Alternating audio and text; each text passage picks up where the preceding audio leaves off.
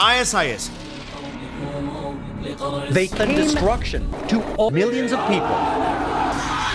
एक ऐसा terror organisation जिसके मुट्ठी में दुनिया के 2 देश सीरिया और इराक थे, जिसकी आर्मी की स्ट्रेंथ दुनिया के 4th स्ट्रॉन्गेस्ट मिलिट्री वाले देश इजराइल से भी ज्यादा थी, जिसका टेरर प्रेजेंस 86 प्लस कंट्रीज में फैला हुआ था और जिस ऑर्गेनाइजेशन की डेली अर्निंग्स $3 मिलियन की थी, उस टेररिस्ट ऑर्गेनाइजेशन के बारे में यूएस प्रेसिडेंट डोनाल्ड ट्रंप ने 2019 में यह कहा था, ISIS को यूएस ने दुनिया के मैप से मिटा दिया है और ISIS का leader Abu Bakr al Baghdadi US के हाथों एक कायर की मौत मारा गया है। Abu Bakr al-Baghdadi is dead. He was the founder and leader of ISIS. He died like a dog. He died like a coward. Donald Trump के इस अनाउंसमेंट के बाद दुनिया की हर न्यूज एजेंसी बस सिर्फ एक ही बात को कवर कर रही थी, बगदादी इज डेड और ISIS पूरी तरीके से खत्म हो चुका है। October 2019 US president Donald Trump ने ओपनली अनाउंस किया कि ISIS के founder and leader Abu Bakr al Baghdadi को यूएस स्पेशल फोर्सेस ने सीरिया में मार गिराया और उसे मारना यूएस की टॉप प्रायोरिटी थी। लेकिन यह सिर्फ आधी सच्चाई है। असल में जिस मिशन के लिए यूएस प्रेसिडेंट डोनाल्ड ट्रंप अकेले क्रेडिट ले रहे हैं, उस मिशन में दुनिया की ऑलमोस्ट आधी कंट्रीज, टोटल 86 कंट्रीज ने यूएस का साथ दिया था। लेकिन आयरॉनिकली अंत में बगदादी ने एक कुत्ते से डर के आत्महत्या कर ली थी। सो बेसिकली यहां पर this was a global mission. In fact US के लिए ISIS को खत्म करना इतना जरूरी हो गया था कि उसने अपने कट्टर दुश्मन रशिया से भी हाथ मिला लिया था। I want to thank the nations of Russia for certain support they were able to give us. उन सारे 86 कंट्रीज ने ISIS को मारने के लिए एक special group, global coalition to defeat ISIS भी फॉर्म कर लिया था उस वक्त। अब यहां पर उस वक्त यूएस के हिसाब से ISIS को एक झटके में खत्म करने का सिर्फ एक ही तरीका था, इसके लीडर बगदादी को ही खत्म कर दो तो ISIS अपने आप ही कोलैप्स हो जाएगी। और इसीलिए यूएस ने ISIS हेड बगदादी को ही अपना टारगेट बनाया और उसे मार गिराया। पर यह मिशन कोई आसान मिशन बिल्कुल नहीं था। बगदादी कोई कच्चा खिलाड़ी नहीं था। उस तक से पहुंचने में यूएस जैसे सुपर पावर को ऑलमोस्ट 6 साल लग गए। बगदादी काफी सीक्रेटिवली नॉर्दर्न सीरिया में लोकेटेड एक छोटे से गांव बरेशा के आउटस्कर्ट्स में रहता था और यह जगह इतनी ज्यादा आइसोलेटेड थी कि दुनिया के बड़े बड़े इंटेलिजेंस एजेंसीज को इस जगह के बारे में कोई भी खबर नहीं थी। बगदादी ने स्मार्टली अपने आप को सारे इलेक्ट्रॉनिक कम्युनिकेशन से भी दूर रखा था, जिससे वो कंप्लीटली अनट्रेसेबल था। इसके जगह वो बाहरी दुनिया से कांटेक्ट करने के लिए ह्यूमन मैसेंजर्स का सहारा लेता था। बेसिकली बगदादी कम्युनिकेट करने के लिए अपने किसी करीबी के थ्रू मैसेज को भेजा करता था और रिसीव करता। अब इसी वजह से यहां पर यूएस ये समझ गया था कि अगर उन्होंने उसके मैसेंजर्स को पकड़ लिया तो समझ लो बगदादी मिल गया, और इसीलिए यूएस ने फिर इंटेल का जाल बिछाना शुरू कर दिया। एंड इंटरेस्टिंगली ये जाल बिछने के कुछ ही महीनों बाद फाइनली यूएस के हाथ लग गए उसके 2 खुफिया मैसेंजर्स, एक बगदादी का एकदम करीबी आदमी और दूसरा उसकी खुद की बीवी। इन दोनों के अरेस्ट होने के बाद वो बात सामने आ गई जिसे सुनने के लिए यूएस ऑफिशियल्स के कान सदियों से तरस गए थे। अबू बकर अल बगदादी का लोकेशन। इन मैसेंजर्स के हिसाब से बगदादी नॉर्थ वेस्टर्न सीरिया के बारेशा गांव के एक काफी आइसोलेटेड और सीक्रेटिव कंपाउंड में रह रहा था। नाउ ये इंफॉर्मेशन सही था या बगदादी का कोई नया ट्रैप, इसे वेरीफाई करने के लिए अमेरिकन इंटेलिजेंस एजेंसी CIA ने सीरियन और इराकी कर्डिश इंटेलिजेंस की मदद ली। इसके बाद तीनों एजेंसीज ने मिलकर वहां के लोकल्स को एज इंटेल एजेंट्स रिक्रूट करना शुरू कर दिया। इसका नतीजा यह हुआ, ह्यूमन इंटेल का एक ऐसा वेब क्रिएट कर दिया गया जिसने बगदादी की लोकेशन झट से वेरीफाई कर ली। इसके बाद उन्होंने बगदादी के हर मूवमेंट पर नजर रखना शुरू कर दिया। बगदादी किस रूट से आ जा रहा है, कहां पे रुक रहा है, सब कुछ यूएस इंटेलिजेंस एजेंसी को पता चल रहा था। और फिर इसके बाद इन इंटेल सोर्सेस से बगदादी की लोकेशन का कंफर्मेशन मिलते ही US special operation command centre में राउंड्स ऑफ डिस्कशन शुरू हो गए। बगदादी के ऊपर ड्रोन से हमला किया जाए या एयर स्ट्राइक से उसे मारा जाए। बट इस डिस्कशन में यह फाइनल हुआ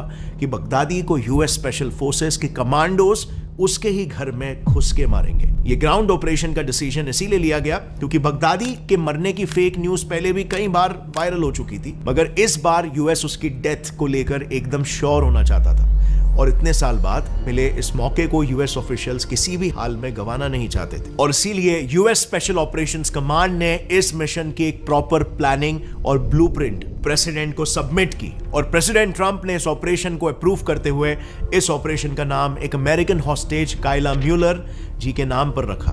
इवन जो यूएस स्पेशल फोर्स इस मिशन पे जा रही थी, उन्होंने भी अपने स्क्वाड का नाम काइला म्यूलर जी के बर्थ डेट पर रखा। काइला म्यूलर बेसिकली एक अमेरिकन ह्यूमन एड वर्कर थी जिन्हें साल 2013 में आईएसआईएस ने टर्की बॉर्डर से किडनैप करके मार डाला था। एंड अनफॉर्चुनेटली उनका खुद बगदादी ने भी कई बार रेप किया था और इसीलिए उन्हें ऑनर करने के लिए यूएस ने यह डिसीजन लिया। अब पूरा प्लान सेट था, बस एग्जीक्यूशन की देरी थी, जिसकी तारीख 26 अक्टूबर 2019 चुनी गई। उसी शाम 5 बजे यूएस प्रेसिडेंट डोनाल्ड ट्रंप और उनके बाकी के ट्राई फोर्सेस के चीफ्स भी व्हाइट हाउस के सिचुएशन रूम से इस पूरे ऑपरेशन को लाइव देख रहे थे।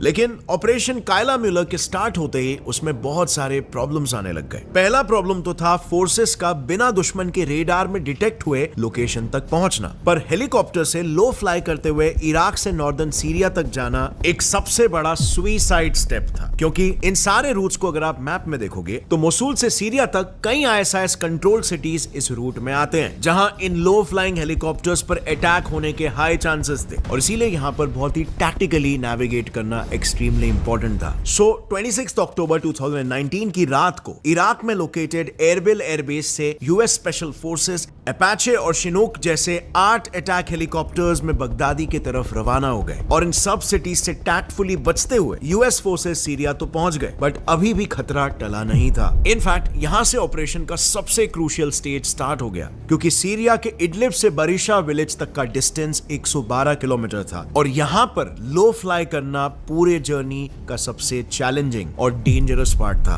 क्योंकि इस पूरे डिस्टेंस के बीच जितने भी गांव थे वो सभी या तो बगदादी के सपोर्टर्स थे या फिर उसके बॉडीगार्ड्स या आईएसआईएस फाइटर्स थे, और वहां कुछ घरों में तो बगदादी के कई सारे बच्चे भी रहते थे। पर इन सब से बचते हुए आखिरकार यूएस आर्म्ड फोर्सेस के हेलीकॉप्टर्स बारिशा विलेज के उस कॉम्पाउंड के पास पहुंच जाते हैं जहां बगदादी रह रहा था। अब उस घर में बगदादी अकेले ही रह रहा था, बट फिर भी यूएस फोर्सेस किसी भी बूबी ट्रैप का शिकार नहीं होना चाहते थे और इसीलिए यूएस सोल्जर्स ने दरवाजे और खिड़कियों से जाने के बजाय दीवारों को ब्लास्ट करते हुए अंदर जाना शुरू कर दिया। और अब यहाँ पर कहानी लेती है एक बड़ा comedy twist. US special forces अपने साथ एक specially trained military dog Conan को भी अपने साथ उस कंपाउंड में लेके गए थे। तो जैसे ही सोल्जर्स ने लाउड स्पीकर्स पर बगदादी और उसके साथियों को सरेंडर करने के लिए अनाउंस किया ताकि कम से कम कैजुअलिटीज हो, इस अनाउंसमेंट के तुरंत बाद 11 बच्चे और कुछ लोगों ने सरेंडर कर दिया, जिनको चेक करके सेफली बाहर निकाला गया। बट कुछ 5 लोग यूएस फोर्सेस पर काउंटर अटैक करने लगे, जिन्हें स्पेशल फोर्सेस को मजबूरन मारना पड़ा।